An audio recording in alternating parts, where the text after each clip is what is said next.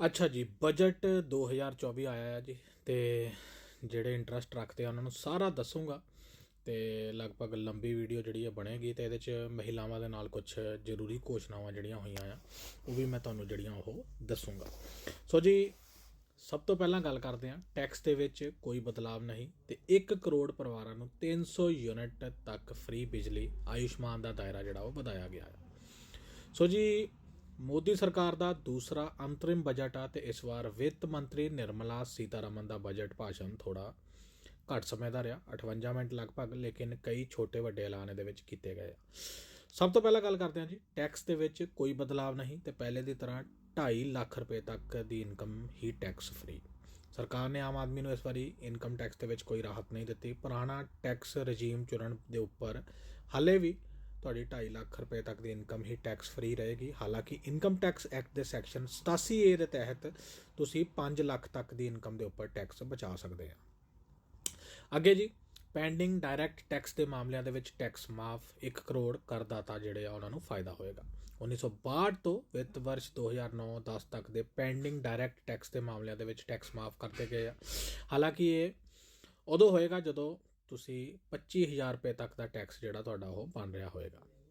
ਅੱਗੇ ਜੀ, rooftop solar ਦੇ ਉੱਪਰ ਜਿਹੜਾ ਤੁਹਾਨੂੰ ਦੱਸਿਆ ਸੀਗਾ ਕਿ ਲੱਗਣਗੀਆਂ, ਅਤੇ 300 ਯੂਨਿਟ ਤੱਕ ਫ੍ਰੀ ਬਿਜਲੀ ਮਿਲੇਗੀ। 1 ਕਰੋੜ ਪਰਿਵਾਰਾਂ ਨੂੰ ਫਾਇਦਾ ਹੋਏਗਾ। ਰੂਫਟਾਪ ਸੋਲਰ ਦੇ ਜਰੀਏ 1 ਕਰੋੜ ਪਰਿਵਾਰਾਂ ਨੂੰ ਹਰ ਮਹੀਨੇ 300 ਯੂਨਿਟ ਤੱਕ ਫ੍ਰੀ ਬਿਜਲੀ ਮਿਲੇਗੀ। ਸਰਕਾਰ ਸਾਲ 2014 ਤੋਂ ਨੈਸ਼ਨਲ ਰੂਫਟਾਪ ਸਕੀਮ ਚਲਾ ਰਹੀ ਆ, ਅਤੇ PM ਮੋਦੀ ਨੇ ਹਾਲ ਹੀ ਦੇ ਵਿੱਚ ਪ੍ਰਧਾਨ ਮੰਤਰੀ ਸੂਰਿਆਦੇ ਯੋਜਨਾ ਦਾ ਵੀ ਐਲਾਨ ਕੀਤਾ ਆ। 40,000 ਬੋਗੀਆਂ ਨੂੰ ਵੰਦੇ ਭਾਰਤ ਸਟੈਂਡਰਡ ਦੇ ਵਿੱਚ ਬਦਲਿਆ ਜਾਏਗਾ। 3 ਨਵੇਂ ਕੋਰੀਡੋਰ ਦੀ ਘੋਸ਼ਣਾ। ਯਾਤਰੀਆਂ ਦੀ ਸੁਰੱਖਿਆ ਅਤੇ ਸੁਵਿਧਾ ਦੇ ਵਿੱਚ ਸੁਧਾਰ ਦੇ ਲਈ 40,000 ਬੋਗੀਆਂ ਨੂੰ ਵੰਦੇ ਭਾਰਤ ਮਾਨਕ ਦੇ ਵਿੱਚ ਬਦਲਣ ਦੀ ਘੋਸ਼ਣਾ ਕੀਤੀ ਗਈ ਆ। ਇਸ ਤੋਂ ਇਲਾਵਾ ਰੇਲਵੇ ਦੇ ਲਈ 3 ਨਵੇਂ ਕੋਰੀਡੋਰ ਦੀ ਘੋਸ਼ਣਾ ਹੋਈ ਆ। ਐਨਰਜੀ ਤੇ cement corridor, port connectivity corridor ਤੇ high traffic density corridor. UDAN scheme ਦੇ ਤਹਿਤ ਨਵੇਂ ਏਅਰਪੋਰਟ ਬਣਨਗੇ, ਅਤੇ ਮੌਜੂਦਾ ਏਅਰਪੋਰਟਾਂ ਦਾ ਜਿਹੜਾ ਉਹ ਵਿਸਤਾਰ ਹੋਏਗਾ। 7 ਸਾਲ ਦੇ ਵਿੱਚ ਜੀ ਏਅਰਪੋਰਟ ਦੁੱਗਣੇ ਹੋਏ ਆ, ਅਤੇ 47,000 ਕਿਲੋਮੀਟਰ ਨੈਸ਼ਨਲ ਹਾਈਵੇ ਬਣੇ ਆ। ਸੋ ਨੈਸ਼ਨਲ ਹਾਈਵੇ ਦੀ ਥੋੜ੍ਹੀ ਜਿਹੀ ਜਾਣਕਾਰੀ ਦੇ ਦੇਵਾਂ। 2015 'ਚ 97,991 ਕਿਲੋਮੀਟਰ, ਅਤੇ 2022 'ਚ 1,44,634 ਕਿਲੋਮੀਟਰ। ਏਅਰਪੋਰਟ 2015 'ਚ 74, ਅਤੇ 2022 'ਚ 149। ਏਅਰਕ੍ਰਾਫਟ ਮੂਵਮੈਂਟ 2015 'ਚ 16 ਮਿਲੀਅਨ ਟਨ, ਅਤੇ 2022 'ਚ 25 million ton. Electrical rail route 2015 'ਚ 22,224 ਕਿਲੋਮੀਟਰ, ਅਤੇ 2022 'ਚ 50,394 ਕਿਲੋਮੀਟਰ। ਮੱਧ ਵਰਗ ਦੇ ਲਈ ਆਵਾਸ ਯੋਜਨਾ, ਗ੍ਰਾਮੀਣ ਆਵਾਸ ਦਾ ਵੀ ਦਾਇਰਾ ਜਿਹੜਾ ਉਹ ਵਧਾਇਆ ਆ। PM ਆਵਾਸ ਯੋਜਨਾ ਦੇ ਤਹਿਤ 3 ਕਰੋੜ ਘਰ ਬਣਾਉਣ ਦਾ ਕੰਮ ਪੂਰਾ ਕੀਤਾ ਆ, ਅਤੇ ਅਗਲੇ 5 ਸਾਲ ਦੇ ਵਿੱਚ ਹੋਰ 2 ਕਰੋੜ ਘਰ ਜਿਹੜੇ ਉਹ ਬਣਾਏ ਜਾਣਗੇ। ਆਯੁਸ਼ਮਾਨ ਭਾਰਤ ਦਾ ਦਾਇਰਾ ਜਿਹੜਾ ਉਹ ਵਧਾਇਆ ਗਿਆ ਆ, ਅਤੇ ਹੁਣ ਕਵਰ ਹੋਣਗੀਆਂ ਆਸ਼ਾ ਆਂਗਣਵਾੜੀ ਕਾਰਿਆਕਰਤਾ। ਆਯੁਸ਼ਮਾਨ ਭਾਰਤ ਯੋਜਨਾ ਦੇ ਤਹਿਤ ਹੁਣ ਸਾਰੀਆਂ ਆਂਗਣਵਾੜੀਆਂ ਤੇ ਆਸ਼ਾ ਕਾਰਿਆਕਰਤਾ ਨੂੰ ਇਹਦੇ ਦਾਇਰੇ ਦੇ ਵਿੱਚ ਲਿਆਇਆ ਜਾਏਗਾ।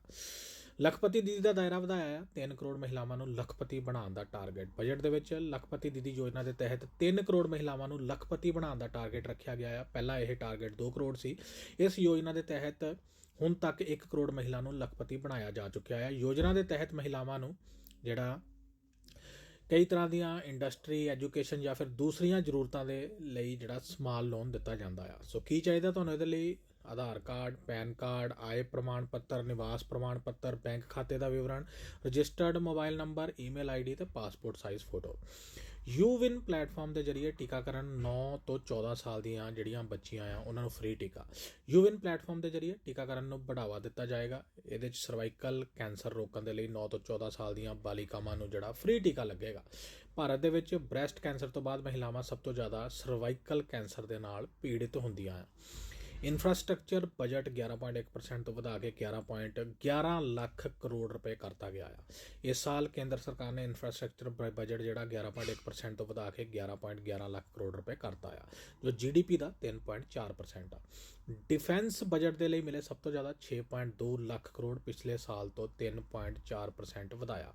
ਭਾਰਤ ਦਾ ਡਿਫੈਂਸ ਬਜਟ ਹੁਣ 6.20 ਲੱਖ ਕਰੋੜ ਰੁਪਏ ਦਾ ਹੋ ਗਿਆ ਆ। ਪਿਛਲੇ ਸਾਲ ਡਿਫੈਂਸ ਬਜਟ 5.93 ਲੱਖ ਕਰੋੜ ਰੁਪਏ ਦਾ ਸੀ, ਯਾਨੀ ਇਸ ਵਾਰ ਡਿਫੈਂਸ ਬਜਟ ਦੇ ਵਿੱਚ 3.4% ਦੀ बढ़ोतरी ਹੋਈ ਆ। ਐਗਰੀਕਲਚਰ ਦੇ ਲਈ ਸਭ ਤੋਂ ਘੱਟ ਜੀ 1.27 ਲੱਖ ਕਰੋੜ, ਪਿਛਲੇ ਸਾਲ ਤੋਂ 1.6% ਵਧਿਆ ਆ। ਸਰਕਾਰ ਨੇ ਵਿੱਤ ਵਰਸ਼ 2024-25 ਦੇ ਲਈ ਐਗਰੀਕਲਚਰ ਸੈਕਟਰ ਨੂੰ ਜਿਹੜਾ 1.27 ਲੱਖ ਕਰੋੜ ਰੁਪਏ ਦਿੱਤੇ ਆ। ਪਿਛਲੇ ਸਾਲ ਦੇ ਮੁਕਾਬਲੇ ਕੇਵਲ 2000 ਕਰੋੜ ਰੁਪਏ ਜ਼ਿਆਦਾ ਆ, ਯਾਨੀ 1.6% ਵਧਿਆ ਆ। ਮਤਸਯ ਸੰਪਦਾ ਯੋਜਨਾ ਨੂੰ ਬੜਾਵਾ ਦਿੱਤਾ ਜਾਏਗਾ। ਇਹਦੇ 'ਚ 55 ਲੱਖ ਨਵੇਂ ਰੋਜ਼ਗਾਰ ਮਿਲਣਗੇ। ਪ੍ਰਧਾਨ ਮੰਤਰੀ ਮਤਸਯ ਸੰਪਦਾ ਯੋਜਨਾ ਨੂੰ ਬੜਾਵਾ ਦਿੱਤਾ ਜਾਏਗਾ। ਜਲ ਕ੍ਰਿਸ਼ੀ ਉਤਪਾਦਕਾਂ ਨੂੰ 3 ਟਨ ਤੋਂ ਵਧਾ ਕੇ 5 ਟਨ ਕੀਤਾ ਜਾਏਗਾ। ਨਿਰਯਾਤ ਨੂੰ ਵਧਾ ਕੇ 1 ਲੱਖ ਕਰੋੜ ਤੱਕ ਲਿਜਾਣਗੇ ਅਤੇ ਮਤਸਯ ਸੰਪਦਾ ਯੋਜਨਾ ਦੇ ਨਾਲ 55 ਲੱਖ ਨਵੇਂ ਰੋਜ਼ਗਾਰ ਪੈਦਾ ਕੀਤੇ ਜਾਣਗੇ। ਸੋ ਇਹਦੇ 'ਚ ਤੁਹਾਨੂੰ ਦੱਸ ਦੇਵਾਂ, ਰਕਸ਼ਾ ਮੰਤਰਾਲੇ ਨੂੰ 6.2 ਲੱਖ ਕਰੋੜ, ਰੇਲ ਮੰਤਰਾਲੇ ਨੂੰ 2.55 ਲੱਖ ਕਰੋੜ, ਸੜਕ ਪਰਿਵਹਨ ਤੇ ਰਾਜਮਾਰਗ ਮੰਤਰਾਲੇ ਨੂੰ 2.78 ਲੱਖ ਕਰੋੜ, ਉਸ ਤੋਂ ਬਾਅਦ ਜੀ ਗ੍ਰਹਿ ਮੰਤਰਾਲੇ ਨੂੰ 2.03 ਲੱਖ ਕਰੋੜ, ਸੰਚਾਰ ਮੰਤਰਾਲੇ ਨੂੰ 1.37 ਲੱਖ ਕਰੋੜ ਤੇ ਕ੍ਰਿਸ਼ੀ ਏਵਮ ਕਿਸਾਨ ਕਲਿਆਣ ਮੰਤਰਾਲੇ ਨੂੰ 1.27 ਲੱਖ ਕਰੋੜ ਦਿੱਤਾ ਜਾਏਗਾ। ਟੈਕ ਸੇਵੀ ਯੂਥ ਦੇ ਲਈ 1 ਕਰੋੜ ਜਿਹੜਾ 1 ਲੱਖ ਕਰੋੜ ਰੁਪਏ ਦਾ ਕੋਸ਼ ਤੇ 50 ਸਾਲ ਤੱਕ ਵਿਆਜ ਜਿਹੜਾ ਉਹ ਨਹੀਂ ਲੱਗੇਗਾ। ਵਿੱਤ ਮੰਤਰੀ ਨਿਰਮਲਾ ਸੀਤਾਰਮਨ ਨੇ ਟੈਕਨੋਲੋਜੀਕਲ ਰਿਸਰਚ ਦੀ ਲੌਂਗ ਟਰਮ ਫਾਈਨੈਂਸਿੰਗ ਦੇ ਲਈ 1 ਲੱਖ ਕਰੋੜ ਰੁਪਏ ਦੇ ਕੋਸ਼ ਦੀ ਘੋਸ਼ਣਾ ਕੀਤੀ ਆ ਤੇ ਇਹ ਲੋਨ 50 ਸਾਲ ਦੇ ਲਈ ਜਿਹੜਾ ਹੋਏਗਾ। ਬਜਟ ਦਾ ਕਲਾਈਮੇਟ ਚੇਂਜ ਦੇ ਉੱਪਰ ਵੀ ਫੋਕਸ, 6585 ਚਾਰਜਿੰਗ ਸਟੇਸ਼ਨ ਬਣਾਏ ਜਾਣਗੇ। 2070 ਤੱਕ ਜ਼ੀਰੋ ਕਾਰਬਨ ਐਮਿਸ਼ਨ ਦਾ ਟਾਰਗੇਟ ਅਚੀਵ ਕਰਨ ਦੇ ਲਈ ਸਰਕਾਰ ਨੇ ਅਮੋਨੀਆ ਮੈਥਲੇਨ ਗੈਸਾਂ ਦਾ ਆਯਾਤ ਘੱਟ ਕਰਨ ਦੀ ਜਿਹੜੀ ਉਹ ਠਾਣੀ ਆ। ਇਹਦੇ ਲਈ ਦੇਸ਼ ਦੇ ਵਿੱਚ 2030 ਤੱਕ ਕੋਇਲੇ ਨੂੰ ਗੈਸ ਦੇ ਵਿੱਚ ਬਦਲ ਕੇ ਫਿਊਲ ਬਣਾਉਣ ਦੇ ਲਈ ਫੈਸਿਲਿਟੀ ਸੈਟਅਪ ਕੀਤੀ ਜਾਏਗੀ। ਨਵੇਂ ਮੈਡੀਕਲ ਕਾਲਜ ਬਣਨਗੇ, ਇਹਦੇ ਲਈ ਇੱਕ ਕਮੇਟੀ ਦਾ ਗਠਨ ਹੋਏਗਾ। ਬਲੂ ਇਕੋਨਮੀ 2.0 ਦੇ ਤਹਿਤ ਯੋਜਨਾ ਸ਼ੁਰੂ ਹੋਏਗੀ, ਟੂਰਿਸਟ ਸਕੂਬਾ ਡਾਈਵ ਕਰ ਸਕਣਗੇ। ਬਲੂ ਇਕੋਨਮੀ ਦਾ ਮਤਲਬ ਆ ਸਮੁੰਦਰ ਆਧਾਰਿਤ ਅਰਥ ਵਿਵਸਥਾ ਜਾਂ ਫਿਰ ਸਮੁੰਦਰੀ ਸੰਸਥਾਨਾਂ ਦੀ ਜਿਹੜਾ ਉਹਨਾਂ ਦਾ ਰਿਸਰਚ ਕਰਕੇ ਵਿਕਾਸ ਕਰਨਾ। ਤਟੀय ਰਾਜਾਂ ਦੇ ਕੋਲ ਬਲੂ ਇਕੋਨਮੀ ਦੇ ਜ਼ਰੀਏ ਕੇਂਦਰ ਸਰਕਾਰ ਵਿਕਾਸ ਦੇ ਉੱਪਰ ਫੋਕਸ ਕਰਦੀ ਆ। ਇਹ ਭਾਰਤ ਦਾ ਪਹਿਲਾ ਐਸਾ ਸਮੁੰਦਰੀ ਮਿਸ਼ਨ ਆ ਜਿਹਦੇ ਵਿੱਚ ਟੂਰਿਸਟ ਨੂੰ ਸਮੁੰਦਰਾਂ ਦੀ ਗਹਿਰਾਈ ਦੇ ਵਿੱਚ ਸਕੂਬਾ ਡਾਈਵਿੰਗ ਕਰਵਾਈ ਜਾਏਗੀ। ਬਲੂ ਇਕੋਨਮੀ ਦੇਸ਼ ਦੀ GDP ਦੇ ਵਿੱਚ ਕਰੀਬ 4% ਜਿਹੜੀ ਉਹ ਯੋਗਦਾਨ ਦਿੰਦੀ ਆ। ਟੂਰਿਜ਼ਮ ਦੇ ਲਈ ਰਾਜਾਂ ਨੂੰ ਪ੍ਰੋਤਸਾਹਿਤ ਕੀਤਾ ਜਾਏਗਾ, ਇੰਟਰਸਟ ਫ੍ਰੀ ਲੋਨ ਜਿਹੜਾ ਮਿਲੇਗਾ। ਰਾਜਾਂ ਦੇ ਪ੍ਰਤਿਸ਼ਠਿਤ ਪਰਯਟਨ ਕੇਂਦਰਾਂ ਦਾ ਡਿਵੈਲਪਮੈਂਟ ਕਰਨਾ, ਗਲੋਬਲ ਲੈਵਲ ਦੇ ਉੱਤੇ ਉਹਨਾਂ ਦੀ ਬ੍ਰਾਂਡਿੰਗ ਕਰਨਾ ਤੇ ਪ੍ਰੋਤਸਾਹਿਤ ਕੀਤਾ ਜਾਏਗਾ। ਸੁਵਿਧਾਵਾਂ ਤੇ ਸੇਵਾਵਾਂ ਦੀ ਗੁਣਵੱਤਾ ਦੇ ਆਧਾਰ ਦੇ ਉੱਪਰ ਕੇਂਦਰ ਦੀ ਰੇਟਿੰਗ ਦੇ ਲਈ ਫਰੇਮਵਰਕ ਬਣਾਇਆ ਜਾਏਗਾ। ਇਹਦੇ ਲਈ ਰਾਜਾਂ ਨੂੰ ਬਿਨਾਂ ਵਿਆਜ ਤੋਂ ਲੋਨ ਮਿਲੇਗਾ। FDI ਇਨਫਲੋ 10 ਸਾਲਾਂ ਦੇ ਵਿੱਚ ਦੁੱਗਣਾ। ਵਿਦੇਸ਼ੀ ਨਿਵੇਸ਼ ਦੇ ਲਈ ਫੋਰਨ ਪਾਰਟਨਰਸ ਦੇ ਨਾਲ ਜਿਹੜੀ ਉਹ ਗੱਲਬਾਤ। 2025-26 ਤੱਕ ਰਾਜਕੋਸ਼ੀय ਘਾਟਾ 4.5% ਕਰਨ ਦਾ ਟਾਰਗੇਟ, ਹੁਣ ਇਹ GDP ਦਾ 5.1% ਆ।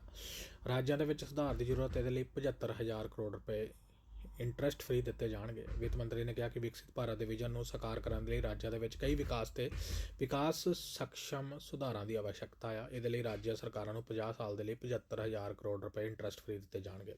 ਸਕਿੱਲ ਇੰਡੀਆ ਮਿਸ਼ਨ ਦੇ ਤਹਿਤ 1.4 ਕਰੋੜ ਯੁਵਾ ਟ੍ਰੇਨਡ ਤੇ 390 ਯੂਨੀਵਰਸਿਟੀਆਂ ਬਣਾਈਆਂ ਜਾਣਗੀਆਂ। ਵਿੱਤ ਮੰਤਰੀ ਨੇ ਕਿਹਾ ਕਿ ਸਕਿੱਲ ਮਿਸ਼ਨ ਦੇ ਤਹਿਤ 1.4 ਕਰੋੜ ਯੁਵਾਵਾਂ ਨੂੰ ਟ੍ਰੇਨਡ ਤੇ 54 ਲੱਖ ਲੋਕਾਂ ਨੂੰ ਜਿਹੜਾ ਰਿਸਕਿਲ ਕੀਤਾ ਜਾਏਗਾ। 3000 ਨਵੀਆਂ ITI ਬਣਾਈਆਂ ਜਾਣਗੀਆਂ। ਉੱਚ ਸਿੱਖਿਆ ਦੇ ਲਈ 7 IIT, 16 IIIT, 7 IIM, 15 ਏਮਸ ਤੇ 390 ਯੂਨੀਵਰਸਿਟੀਆਂ ਸਥਾਪਿਤ ਕੀਤੀਆਂ। 25 ਕਰੋੜ ਲੋਕਾਂ ਨੂੰ ਗਰੀਬੀ ਤੋਂ ਬਾਹਰ ਕੱਢਿਆ। 34 ਲੱਖ ਕਰੋੜ ਰੁਪਏ ਜਿਹੜੇ ਖਾਤਿਆਂ ਦੇ ਵਿੱਚ ਭੇਜੇ। ਸਰਕਾਰ ਨੇ 25 ਕਰੋੜ ਲੋਕਾਂ ਨੂੰ ਗਰੀਬੀ ਤੋਂ ਬਾਹਰ ਕੱਢਿਆ ਹੈ ਤੇ ਗਰੀਬ ਕਲਿਆਣ ਯੋਜਨਾ ਦੇ ਵਿੱਚ 34 ਲੱਖ ਕਰੋੜ ਰੁਪਏ ਖਾਤਿਆਂ ਦੇ ਵਿੱਚ ਭੇਜੇ ਆ। PM ਕਿਸਾਨ ਯੋਜਨਾ ਦੇ ਨਾਲ 11.8 ਕਰੋੜ ਲੋਕਾਂ ਨੂੰ ਆਰਥਿਕ ਮਦਦ ਮਿਲੀ ਆ। 78 ਲੱਖ ਸਟਰੀਟ ਵੈਂਡਰ ਨੂੰ ਮਦਦ ਤੇ 4 ਕਰੋੜ ਕਿਸਾਨਾਂ ਨੂੰ ਫਸਲ ਬੀਮਾ ਯੋਜਨਾ ਦਾ ਲਾਭ। ਵਿੱਤ ਮੰਤਰੀ ਨੇ ਦੱਸਿਆ ਕਿ ਹਰ ਘਰ ਜਲ ਯੋਜਨਾ ਦੇ ਨਾਲ ਪਾਣੀ ਜਿਹੜਾ ਪਹੁੰਚਾਇਆ ਜਾ ਰਿਹਾ ਹੈ। 78 ਲੱਖ ਸਟਰੀਟ ਵੈਂਡਰ ਦੀ ਮਦਦ ਦਿੱਤੀ ਗਈ ਆ ਤੇ 4 ਕਰੋੜ ਕਿਸਾਨ ਨੂੰ PM ਫਸਲ ਬੀਮਾ ਯੋਜਨਾ ਦਾ ਲਾਭ ਦਿੱਤਾ ਜਾਂਦਾ ਹੈ। PM ਕਿਸਾਨ ਯੋਜਨਾ ਦੇ 11.8 ਕਰੋੜ ਲੋਕਾਂ ਨੂੰ ਆਰਥਿਕ ਮਦਦ ਮਿਲੀ ਆ। ਸੋ ਇਹ ਆ ਜੀ, ਸਰਕਾਰ ਹਰੇਕ ਆਪਣੀਆਂ ਉਪਲਬਧੀਆਂ ਕਰਾਉਂਦੀ ਆ। ਤੁਸੀਂ ਵੀ ਜਾ ਕੇ ਸਰਚ ਕਰ ਲਿਓ। ਸਾਰਾ ਜਿਹੜਾ ਇਹ ਬਜਟ ਆਇਆ, ਇਹ ਮੈਂ ਨਹੀਂ ਦੱਸ ਰਿਹਾ, ਇਹ ਸਰਕਾਰ ਦਾ ਬਜਟ ਆਇਆ। ਸੋ ਚੈੱਕ ਕਰ ਲਿਓ ਤੇ ਉਮੀਦ ਕਰਦੇ ਹਾਂ ਕਿ ਆਉਣ ਵਾਲੀਆਂ ਸਰਕਾਰਾਂ ਵੀ ਜਿਹੜਾ ਉਹ ਤਰੱਕੀ ਭਾਰਤ ਦੀ ਉਹ ਕਰਦੀਆਂ ਰਹਿਣਗੀਆਂ ਤੇ ਬਜਟ ਜਿਹੜੇ ਉਹ ਆਉਂਦੇ ਆ ਤੇ ਹਮੇਸ਼ਾ ਜਿਹੜਾ ਬਜਟ ਉਹ ਜ਼ਰੂਰੀ ਹੁੰਦਾ ਹੈ ਦੇਖਣਾ, ਤਾਂ ਕਿ ਤੁਹਾਨੂੰ ਪਤਾ ਹੋਵੇ ਕੀ ਜਿਹੜਾ ਉਹ ਮੁਲਕ ਦੇ ਵਿੱਚ ਹੋਣ ਜਾ ਰਿਹਾ ਹੈ। ਖੁਸ਼ ਰਹੋ ਤੇ ਜ਼ਿੰਦਾਬਾਦ ਰਹੋ।